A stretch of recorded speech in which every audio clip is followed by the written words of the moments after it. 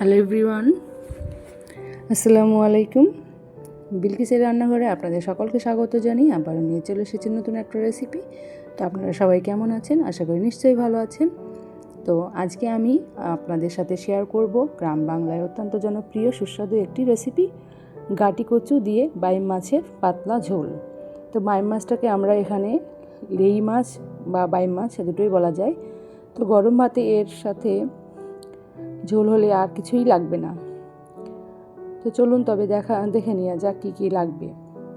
তো আমি গাটি কচুটাকে ভালো করে কেটে নিয়েছি এবং লেই মাছটাকেও কেটে নিয়েছি।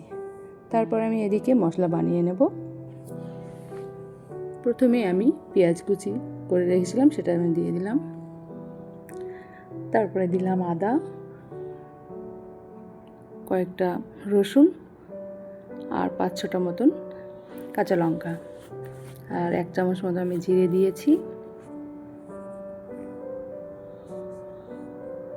তারপরে দুটো এলাচ দিয়ে আমি জল দিয়ে ভালো করে একটা পেস্ট করে নেব।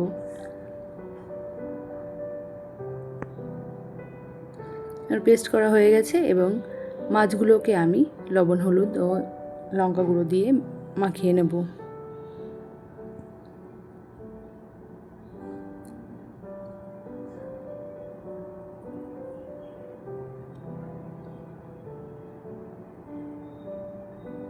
তো আমার মাখানো হয়ে গেছে।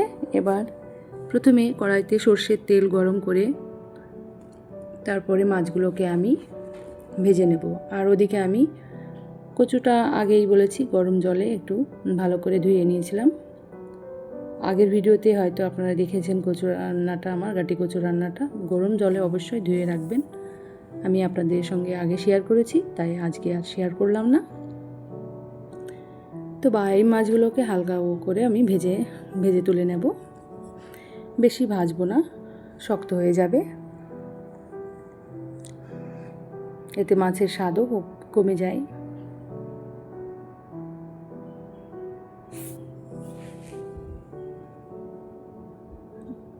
মাছগুলোকে আমি তুলে নিচ্ছি।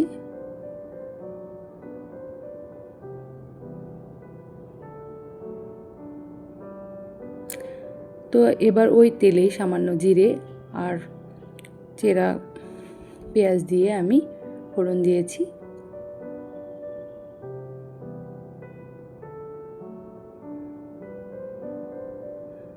আবারও সামান্য আমি সর্ষের তেল অ্যাড করেছি, কারণ ভাজার সময় অল্প হয়েছিল। তাতে আমি 1 চামচের মতন জিরে দিয়েছি। তারপরে সামান্য আমি কালো জিরেও দিয়েছি। ভালো করে নাড়াচাড়া করে নেব।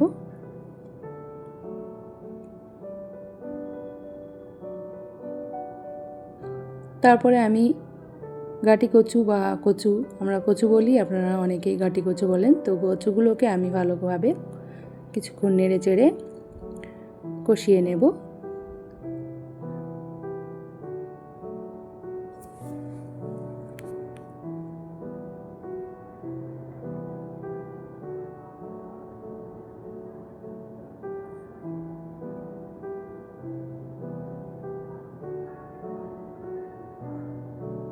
যে মশলাটা বানিয়েছিলাম সেই মশলাটা আমি দিয়ে দিলাম, কাঁচা লঙ্কা দিয়ে সব বেটেছি, তো সেই জন্য একটা কালো কালো লাগছে। তো মশলা দিয়ে ভালো করে আমি কষিয়ে নেব।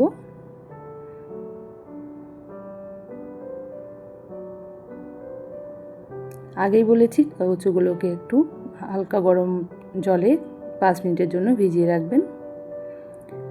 এবার হলুদ গুঁড়ো,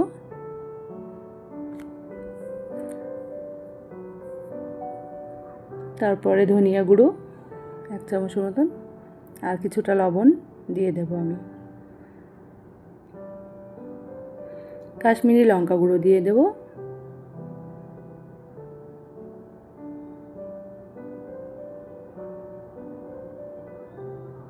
ভালো করে এবার নাড়াচাড়া করে নেব।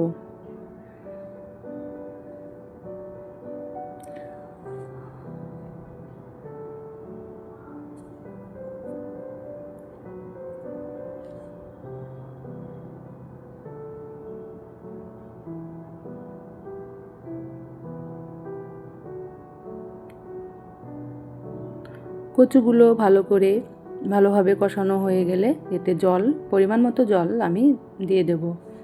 হালকা গরম জল দিয়েছি আমি, আপনারা চাইলে ঠান্ডা জলও দিতে পারেন, গরম জলটা দিলে ভালো হয়।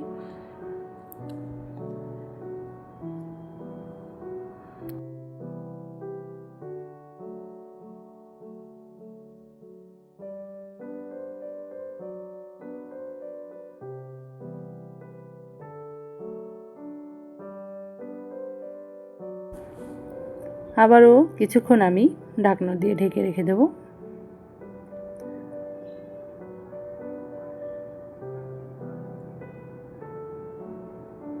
খুব সুন্দর আমার কষানো হয়ে গেছে।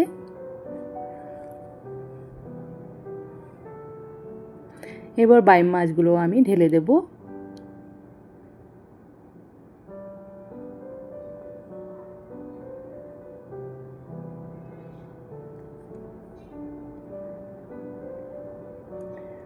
কচুর মধ্যেও মশলা ভালোভাবে ঢুকে গেছে, আর মাছগুলোতেও ভালো করে ঢুকে যাবে।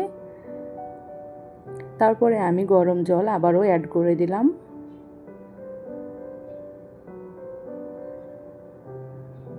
জলটা একটু বেশি পরিমাণে দিয়েছি, কেন কচুটা একটু ভালোভাবে সিদ্ধ হবে।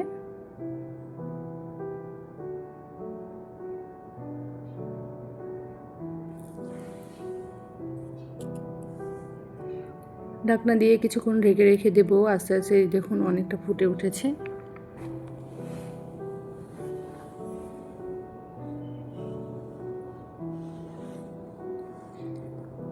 ঝোলটা একদমই পাতলা পাতলা হয়ে আসলে আমি ধনিয়া পাতা কুচিয়ে আমি ছড়িয়ে দেব উপর থেকে, দিয়ে আমি নামিয়ে নেব। ব্যাস তৈরি হয়ে গেল দুর্দান্ত স্বাদের গাটি কচু বাইম মাছের পাতলা পাতলা ঝোল। তো রেসিপিটি অবশ্যই ট্রাই করবেন এবং কেমন লাগলো কমেন্ট করে জানাবেন।